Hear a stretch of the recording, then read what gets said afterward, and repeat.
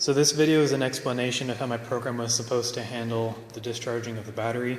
Basically all I'm doing is I'm taking the battery's voltage and I'm getting an ADC value for it, and then I'm comparing that ADC value to the ADC value of the voltage set point that we can program into my GUI. So right here on my spreadsheet, under the column battery voltage, I hooked up the DC power supply to the terminals where the battery gets plugged into on the project board, and I cycle through the different voltages on the DC power supply, and I compare the corresponding ADC values that I get from it.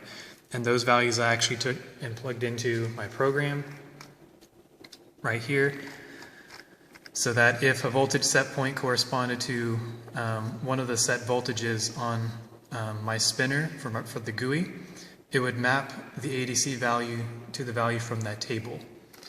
And so all it does is in my discharging I do a simple comparison. I scroll down here, and as soon as that comparison is met, I exit out of my discharge loop. Now the problem is that my ADC is bouncing a bit. It's supposed to be on a logarithmic scale in the sense that there's a very fast increase, but then it levels out to a very slow increase in ADC values.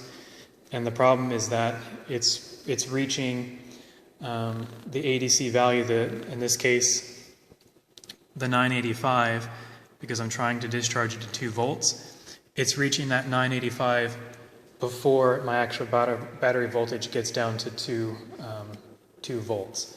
So right now I'm going to actually demonstrate that. I'm going to load up my program.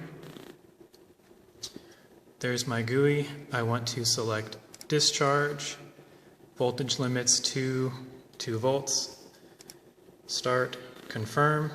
I'm going to press OK, and then I'm actually going to show the battery discharging. So click OK, discharge.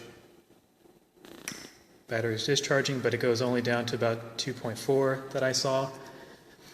And if I look here at the actual values, I can see the comparison between my battery voltage ADC and the voltage set point ADC. This 285 corresponds to 2 volts on the battery.